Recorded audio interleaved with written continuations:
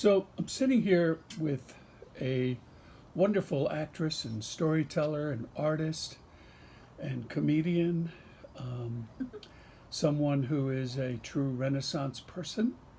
Her name is Hannah Rocky. Hi, Hannah. Hi. So let me just start out. You do a lot of storytelling.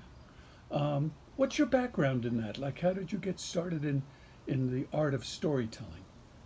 Oh, I've always been interested in stories since I was young. They teach you lessons, they bring you new places. Right now, I'm doing a series on stories from other cultures. So when I go and teach adults or kids, sometimes when we think storytelling, we think to children, and which is wonderful. But it's also to adults. We have this part in our minds that just desires to go somewhere else. And it could teach you a lot about other cultures and the way they do things and how it's different than the way we do things here in America. And I think that just expands the mind. Is that one of the things that you look for when you want to share a story? Is that something that works on basically two levels, one for adults and one for children? Like it could mean it could be the same story but mean different things. I think it could be the same story that means the same things to kids and adults. You just deliver it a little bit differently. But I do believe there's a part in every adult that's still a child and longs for that. I'm going to sit and I'm going to hear a story, you know. Yeah. Um, you were also and have been and are getting back into stand-up comedy for many years. How does that aid and abet storytelling? Well, for me, comedy is storytelling. I don't tell jokes per se, but I tell funny stories that people can relate to, and I do voices and I do different scenarios of what's going on in our lives that people can relate to. So for me, comedy is just another form of storytelling. What are the kinds of subjects that you enjoy speaking about, whether it's on stage in a comedy club or in the corner of a library? Are there particular topics or subjects that you like to get into? Boy, I like anything that takes you away from where you are. I also like things that teach self esteem. I have a master's degree in drama therapy, so sometimes when we teach stories, I've written one called Silly Willy with the lily up his nose. And this boy sticks a lily up his nose so he can get attention. And then all he's doing is getting attention for that thing, and he just wants to be himself. And so I think stories like that, or stories of overcoming, or stories of self discovery, um, healing stories are also important to me. So stories that take you away, or stories that heal and help you grow. Is that one of the things that attracts you to other cultures? Boy, I think always having a different perspective on things always helps. And when you go to another culture, you automatically have a different perspective. Different things are important to different people. And it's neat to get a feel for that and go, oh yeah, that's a part of me that's awakened. Hmm. Um, you're also an actress. Yeah. You've worked at a lot of different theaters. The best known in the Colorado Springs area, of course, would be the Millabo Art Theater, and most of the shows that you've done there have been original productions. I love devised work. I love devised work. If I have a choice of doing a Pinter or an original work, I would choose an original work. I inspire adults and children to find out what's in them and to make a story from it. I've been with the Millabo Art Theater since 2003, and I'm sort of their one man repertory theater company. I've been with them since 2003, and I work with Brigida Dupree. And we did a murder mystery written by Jeff Harms, Brigida Dupree, and I, where Brigida and I each play about 12 characters, and it's a murder mystery. Brigida and I have dozens of characters up our sleeves. One of them that we do that I really, really enjoy are Judy and Judy. And they're The girls, menopausal Girl Sprouts. Girl Sprouts. That's Yes, right, yeah. and people have come to know the Girl Sprouts. And we start with a whistle. And sometimes we'll be backstage and I'll blow the whistle and you hear the audience say, "Oh, here they come, it's Judy and Judy."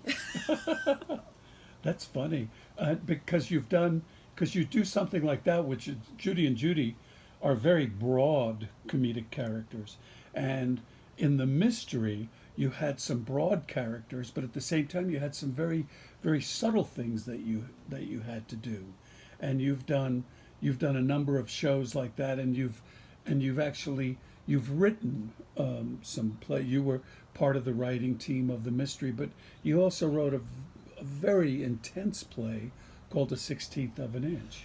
Oh, the 16th of an Inch was an original production. What year was it? 1997. It impacts me to this day.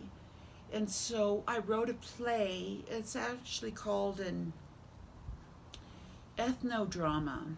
An ethnodrama means true to life, and I'm interviewing live characters about how they feel about suicide, or whether they've been suicidal, or what their suicide attempts have been, and we transfer it into actors who then carry out that story. You have to be very careful not to, what's the word I'm looking for? Like idealize suicide? Yeah, idealize it, glamorize it, romanticize it, and at the Yes. same time put a judgment on it, because that play had true stories, and it was all everyone's story. How sad it is or tragic, they are very different, right? Am I correct? Oh, yes. But you have to go very gently in how you handle it, because you don't want to. Getting back to the 16th of an Inch play, we were talking about how everyone has a different story and a different viewpoint, but you had to address all of those different things because they all have kind of a similar result. Am I correct in that? Well, you have to teach each with gentle care, because each feeling is different. But you can't give people ideas of how to commit suicide or Right. romanticize it. You have to keep it like, no, this is not the option, and open up other options. And at the same time, talk about the truths that are and the truths that we don't talk about. It's a very delicate balance. Yeah. So Isn't there a play called Delicate Balance? Delicate Balance by Edward Albee. Yeah. One of my favorite plays. Yeah, won the Pulitzer Prize, I believe. Yeah.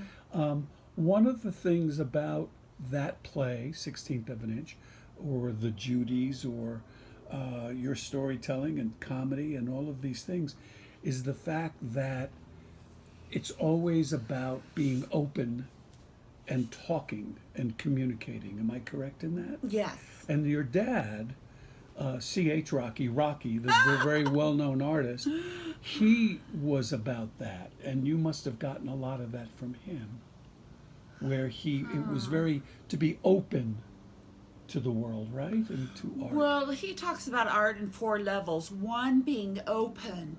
We have to be open to what's around us in order to make a difference. 2, to understand it. If I'm going to paint a tree, I have to understand that it's thicker at the bottom because the roots, and it comes thinner. If I'm to understand you, I have to listen to you. 3rd was finding purpose. What is the purpose in doing this play, or this painting, or this conversation?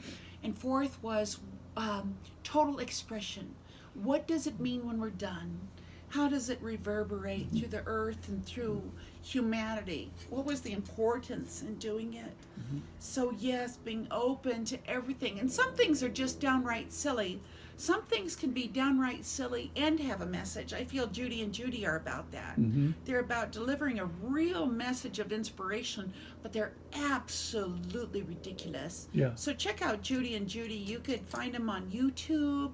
You could find them on the Millabo Facebook. Right. They're really fun. Your dad did a book called Songs of Middletime, and you have done a book titled Magnificent. Why don't you tell us a little bit about that, speaking of storytelling and communications? I finally published my first children's book called Magnificent, Growing Up with a Bipolar Parent.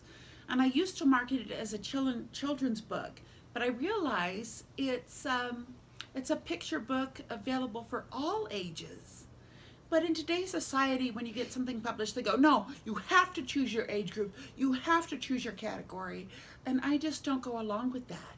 Mm-hmm. Some things are there and you're just drawn to them no matter what age. And so this is an all ages picture book about bipolar disorder. And that's pretty much the way your entire approach seems to be on stage, comedy, theater, in whatever venue. It's don't put me in the corner. I want to explore other sides of things and other options. Right. And I think that's what I get from my dad. You know, I would say, Dad, you can't spell scissors with a K. And he's like, why not? They look like, the letter K looks like scissors. Skizzers sounds more like they're cutting, because that's the way I want it. And it's his book. And it's his, and he said, and it's my book, and I'll do it the way I want to. And so I think I've learned that. This is my book. This is my expression. I'll do it the way I want to. Well, that's great. Well, thank you very, very much for visiting today. Thank you.